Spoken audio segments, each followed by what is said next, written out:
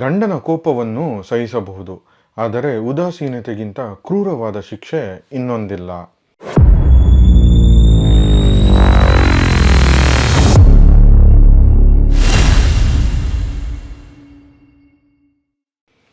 ನಮಸ್ಕಾರ. 64 ಚಾನಲ್ಗೆ ಸ್ವಾಗತ. ನಾನು Chandan. Man proposes, god disposes. ಈಗಾದರೆ ತುಂಬ ಪ್ರಚಲಿತವಾದದ್ದು. ಇದನ್ನು ನಾವು ಕೇಳಿರೋದಷ್ಟೇ ಅಲ್ಲ, ನಮ್ಮ ಅನುಭವಕ್ಕೂ ಕೂಡ ಬಂದಿರುತ್ತೆ. ಲೈಫಲ್ಲಿ ಏನೋ ಸಾಧನೆ ಮಾಡಬೇಕು ಅಂತ ಅನ್ಕೋತಾ ಇರ್ತೀವಿ, ಬಟ್ ಇನ್ನೇನೋ ಕೆಲಸ ಮಾಡ್ತಾ ಇರ್ತೀವಿ. IT ಫೀಲ್ಡಲ್ಲಿರೋರಿಗಂತೂ ಇದು ತುಂಬಾ ಅನುಭವಕ್ಕೆ ಬಂದಿರುತ್ತೆ. ನಾವು ಏನೋ ಮಾಡಬೇಕು ಅಂತ ಅನ್ಕೋತಾ ಇರ್ತೀವಿ, ಆದರೆ ದುಡ್ಡು ಸಂಪಾದನೆ ಹಿಂದೆ ಬಿದ್ದು ನಮಗೆ ಇಷ್ಟ ಇಲ್ಲದೆ ಇರೋ ಕೆಲಸ ಮಾಡ್ತಾ ಇರ್ತೀವಿ. ನಮ್ಮ ಇವತ್ತಿನ ಪುಸ್ತಕದ ಕಥಾನಾಯಕನ ಹಾಗೆ. ಸೃಷ್ಟಿಶಕ್ತಿಯಿಂದ ವಿಜೃಂಭಿಸುವ ಜೀವನ ಪ್ರವೃತ್ತಿ ಮತ್ತು ಆ ಶಕ್ತಿಯನ್ನು ಹತ್ತಿಕ್ಕುವ ಜೀವನ ಪರಿಸ್ಥಿತಿಯ ತಾಕಲಾಟವೇ ಇವತ್ತಿನ ಪುಸ್ತಕದ ಕಥಾವಸ್ತು. ಜೀವಸೃಷ್ಟಿ ಅಂದರೆ ದುರಂತನ. ಜೀವಸೃಷ್ಟಿ ಮತ್ತು ರತಿ ಎರಡು ಬೇರೆ ಬೇರೆ ಕ್ರಿಯೆನ. ಈ ಪುಸ್ತಕದ ಕಥೆಯು ಒಂದು ಗಂಡು ಮತ್ತು ಒಂದು ಹೆಣ್ಣಿನ ಕ್ಯಾರೆಕ್ಟರ್ನ ಇಟ್ಕೊಂಡು ಈ ಥರ ಟಾಪಿಕ್ ಮೇಲೆ ಡಿಸ್ಕಷನ್ಸ್ನ ಮಾಡ್ತಾ ಹೋಗುತ್ತೆ. ನಾವು ಓದಿದ್ದು ವಿಭಾಗದಲ್ಲಿ ಇವತ್ತು ನಾವು ಪರಿಚಯ ಮಾಡ್ಕೋತಾ ಇರೋ ಪುಸ್ತಕ ಜಲಪಾತ. ಲೇಖಕರು SL ಭೈರಪ್ಪ. ಪ್ರಕಾಶಕರು ಸಾಹಿತ್ಯ ಭಂಡಾರ. ಪುಟಗಳು 190. ಬೆಲೆ 225 ರೂಪಾಯಿಗಳು. Genre fiction. ಜೀವನ ಅನ್ನೋದು ನಿತ್ಯೋತ್ಸವ, ಆದರೆ ಎಷ್ಟು ಜನ ಇದನ್ನು ಆಚರಿಸ್ತಾರೆ? ಸಂಸಾರ, ಸಂಚಾರ, ಸಂಪಾದನೆ, ದುಡಿಮೆ ಇದರಲ್ಲೇ ಮುಳುಗೋಗಿರ್ತಾರೆ. ಅವರಿಗೆ ಜೀವನವನ್ನು ಎಂಜಾಯ್ ಮಾಡೋದಕ್ಕೆ ಗೊತ್ತಾಗೋದಿಲ್ಲ. ಈ ಸಮಸ್ತ ಸೃಷ್ಟಿಯನ್ನು ಆರಾಧಿಸೋದು ಯಾವಾಗ? ಲೈಫ್ ಆ್ಯಂಡ್ ಡೆತ್ನ ಅರ್ಥ ಏನು? ಈ ಬಂಧನದಿಂದ ಯಾವಾಗ ನಮಗೆ ಬಿಡುಗಡೆ? ಜೀವನದ ಬಹುಮುಖ್ಯ ಸಂಪಾದನೆ ಅಂದರೆ ಏನು? ಈ ಪ್ರಶ್ನೆಗಳಿಗೆ ಪುಸ್ತಕ ಉತ್ತರವನ್ನು ಹುಡುಕುತ್ತಾ ಹೋಗುತ್ತೆ. ಇದ್ರ ಜೊತೆಗೆ ಕಲೆ, ಬಡತನ, ಸಂಸಾರ ಸುಖ, ಲೈಂಗಿಕ ಕ್ರಿಯೆ, ನಗರ ಹಾಗೂ ಹಳ್ಳಿಯ ಜೀವನ ಇದ್ರ ಬಗ್ಗೆ ಬೆಳಕು ಚೆಲ್ತಾ ಹೋಗುತ್ತೆ. ಹೆಣ್ಣು ಗಂಡಿನ ನಡುವಿನ ಸಂಬಂಧ, ಪ್ರೀತಿ, ಕಾಮ ಇದ್ರ ಬಗ್ಗೆ ಸ್ವಲ್ಪ ಮಡವಂತಿಕೆ ಇರೋರು ಈ ಪುಸ್ತಕನ ಸ್ಕಿಪ್ ಮಾಡೋದೇ ಒಳ್ಳೆಯದು. ಈ ಪುಸ್ತಕದ ಮುಖ್ಯ ಪಾತ್ರಗಳು ಶ್ರೀಪತಿ, ಅವನ ಹೆಂಡತಿ ವಸು, ಡಾಕ್ಟರ್ ನಾಡಗೌಡ ಮತ್ತು ಅವನ ಹೆಂಡತಿ ಸುಧಾಬಾಯಿ. ಚಿತ್ರಕಲೆಯಲ್ಲಿ ಸಖತ್ ಎಕ್ಸ್ಪರ್ಟ್ ಆಗಿರೋ ಶ್ರೀಪತಿ ಮದುವೆ ಆದಮೇಲೆ ಬಾಂಬೆಗೆ ಕೆಲಸ ಹುಡ್ಕೊಂಡು ಬರ್ತಾನೆ. ಅಲ್ಲಿ ಅವನಿಗೆ ಒಂದು ಅಡ್ವರ್ಟೈಸಿಂಗ್ ಕಂಪ್ನಿಯಲ್ಲಿ ಕೆಲಸ ಸಿಗುತ್ತೆ. ಕಲೆನ ದುಡ್ಡಿಗೆ ಮಾರಬಾರ್ದು ಅನ್ನೋ ಫಿಲಾಸಫಿ ಇರೋನಿಗೆ ಇಲ್ಲಿ ಒಂಚೂರು ಮಾರಲ್ ಡೈಲಮಾ ಉಂಟಾಗತ್ತೆ. ಮತ್ತು ಅವ್ನು ಕೆಲಸ ಮಾಡೋ ಕಡೆ ರೆಬೆಲ್ಲ ಅನ್ನೋಳ ಜೊತೆ ಅವನಿಗೆ ಸಲಿಗೆ ಹೆಚ್ಚಾಗುತ್ತೆ, ಹೆಂಡತಿ ಮೇಲೆ ಪ್ರೀತಿ ಕಮ್ಮಿ ಆಗುತ್ತೆ. ಮೈಸೂರಿನ ಅಗ್ರಹಾರದಲ್ಲಿ ದೊಡ್ಡ ಮನೆಯಲ್ಲಿ ಬೆಳೆದ ವಸುವಿಗೆ ಈ ಮುಂಬಯಿಯ ಸಣ್ಣ ಮನೆಯಲ್ಲಿ ಇರೋದಕ್ಕೆ ಕಷ್ಟ ಆಗ್ತಾ ಇರುತ್ತೆ. ಇವರಿಬ್ಬರು ಇರ್ತಾರಲ್ಲ ಆ ಮನೆ ಕೆಳಗಿನ ಫ್ಲೋರಲ್ಲಿ ಡಾಕ್ಟರ್ ನಾಡಗೌಡ ಮತ್ತು ಸುಧಾಬಾಯಿ ಇರ್ತಾರೆ. ನಾಡಗೌಡ ಒಬ್ಬ ಫೇಮಸ್ ವೆಟರ್ನರಿ ಡಾಕ್ಟ್ರು.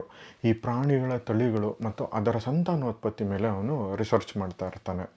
ಅವನ ಪ್ರಕಾರ ವೀಕರ್ ಜೀನ್ಸ್ ಇರೋ ಪ್ರಾಣಿಗಳು ಸಂತಾನೋತ್ಪತ್ತಿನೇ ಮಾಡಬಾರ್ದು ಅಂತ. ಹಾಗಾಗಿ ಅವನು ತನ್ನ ಹೆಂಡತಿ ಜೊತೆ ಮಕ್ಕಳನ್ನ ಮಾಡ್ಕೊಂಡಿರಲ್ಲ. ಅವನ ಪ್ರಕಾರ ಮಕ್ಕಳು ಮಾಡ್ಕೊಳ್ಳೋದು ಬೇರೆ, ಮಜಾ ಮಾಡೋದು ಬೇರೆ. ಈ ರೀತಿಯ ವಿಭಿನ್ನವಾದ ವಿಚಾರಗಳು ಈ ಪುಸ್ತಕದಲ್ಲಿದೆ ಅಂತಲೇ ಹೇಳ್ಬೋದು. ಆಗಿನ ಕಾಲಕ್ಕೆ ಸಖತ್ ಮೆಚ್ಯೂರ್ಡ್ ಆಗಿರೋ ಟಾಪಿಕ್ನ ಭೈರಪ್ಪ ಅವರು ಈ ಪುಸ್ತಕದಲ್ಲಿ ಬರೆದಿದ್ದಾರೆ. ಗಂಡು ಹೆಣ್ಣಿನ ಸಂಬಂಧ ಮತ್ತು ಅದರ ಕೆಲವು ಡೀಟೇಲ್ಸು ಸ್ವಲ್ಪ ಜನಕ್ಕೆ ಮುಜುಗರ ಹುಟ್ಟಿಸ್ಬೋದು. ರಿಸರ್ಚ್ ಪರ್ಪಸ್ಸಿಗೆ ಶ್ರೀಪತಿ ನಾಗಡಗೌಡರ ಜೊತೆಗೆ ಒಂದು ಕಸಾಯಿಖಾನೆಗೆ ಹೋಗ್ತಾನೆ. ಅದು ಓದಿದ ಮೇಲೆ ನಮ್ಮ ಮನಸ್ಸಿಗೆ ಒಂಚೂರು ಕಸಿವಿಸಿ ಕೂಡ ಉಂಟಾಯಿತು. ಹಾಗಂತ ಪುಸ್ತಕ ಚೆನ್ನಾಗಿಲ್ಲ ಅಂತಲ್ಲ, ವಿಭಿನ್ನವಾಗಿದೆ ಮತ್ತು ಆ್ಯಪ್ಟ್ ಆಗಿದೆ ಕೂಡ ಹೌದು. ಎಸ್ಪೆಷಲಿ ಈ ಹೆರಿಗೆ ಸಮಯದಲ್ಲಿ ಹೆಣ್ಮಕ್ಳು ಅನುಭವಿಸುವ ನೋವನ್ನು ತುಂಬ ಪವರ್ಫುಲ್ಲಾಗಿ ಲೇಖಕರು ಈ ಪುಸ್ತಕದಲ್ಲಿ ವರ್ಣಿಸಿದ್ದಾರೆ. ನಾಡಗೌಡ ಹಾಗೂ ಸುಧಾಬಾಯಿಯ ಸಾವು ಹಲವಾರು ದಿನ ನಮ್ಮನ್ನು ಕಾಡುತ್ತೆ. ಹಾಗೆ ಮುಂಬೈ ಜೀವನ ಬೇಸತ್ತು ವಾಪಸ್ಸು ಹಳ್ಳಿಗೆ ಬಂದು ವ್ಯವಸಾಯ ಮಾಡ್ಕೊಂಡಿರ್ತೀನಿ ಅನ್ನೋ ಶ್ರೀಪತಿ ಆ ಹಳ್ಳಿಯಲ್ಲಿ ಪಡೋ ಕಷ್ಟನ ಓದ್ತಾ ಇದ್ದರೆ ನಮಗೆ ಹಳ್ಳಿ ಜೀವನದ ಒಂದು ಸ್ನ್ಯಾಪ್ಶಾಟ್ ಸಿಗತ್ತೆ. ಕೊನೆಗೆ ಏನಾಯಿತು? ಶ್ರೀಪತಿ ಹಳ್ಳಿಯಲ್ಲೇ ಸೆಟ್ಲ್ ಆದ್ನ, ಇಲ್ಲ ವಾಪಸ್ಸು ಬಾಂಬೆಗೆ ಹೋದ್ನ? ಶ್ರೀಪತಿ ಮತ್ತು ರೆಬೆಲ್ಲೋ ನಡುವೆ ಇದ್ದ ಸಂಬಂಧ ಕಡೆಗೆ ಏನಾಯಿತು? ಅವನು ರೆಬೆಲ್ಲೋನ ಮದುವೆ ಆಗ್ತಾನೆ. ನಾಡಗೌಡ ಹಾಗೂ ಸುಧಾಬಾಯಿ ಯಾಕೆ ಸತ್ರು? ಇದನ್ನೆಲ್ಲ ತಿಳ್ಕೋಬೇಕು ಅಂದರೆ ನೀವು ಪುಸ್ತಕನ ಓದಲೇಬೇಕು. ಈ ಪುಸ್ತಕದಲ್ಲಿ ಜೋಗ ಜಲಪಾತ ಹಾಗೂ ಲೋನಾವಾಲದ ಪ್ರಕೃತಿಯ ವರ್ಣನೆಯನ್ನು ಮಿಸ್ ಮಾಡ್ಕೋಬೇಡಿ. ಬನ್ನಿ, ಈ ಪುಸ್ತಕದಿಂದ ಒಂದು ಸಣ್ಣ ಪ್ಯಾರಾಗ್ರಾಫು ನಿಮಗೋಸ್ಕರ. ಅದಕ್ಕೂ ಮುಂಚೆ ನಾವು ಮಾಡ್ತಿರೋ ಈ ಕನ್ನಡ ಪುಸ್ತಕವನ್ನು ಪರಿಚಯಿಸೋ ಕೆಲಸ ನಿಮಗೆ ಇಷ್ಟ ಆಗಿದೆ ಅಂದರೆ ದಯವಿಟ್ಟು ನಮ್ಮ ಚಾನಲ್ಗೆ ಸಬ್ಸ್ಕ್ರೈಬ್ ಆಗಿ, ಈ ವಿಡಿಯೋನ ಲೈಕ್ ಮತ್ತು ಶೇರ್ ಮಾಡೋದು ಮರಿಬೇಡಿ. ಮೊದಲನೇ ಪಾರ. ನಾವು ಜೋಗಕ್ಕೆ ಹೋಗಿ ಬಂದು 1 ವರ್ಷವೇ ಆಯಿತು. ಆಗಿನಿಂದ ಸಂಸಾರದಲ್ಲಿ ಸಂತೋಷವೇ ಇಲ್ಲವಾಗಿದೆ. ಇವರು ತಮ್ಮ ಪಾಡಿಗೆ ತಾವು ಕೆಲಸ ಮಾಡುತ್ತಿರುತ್ತಾರೆ.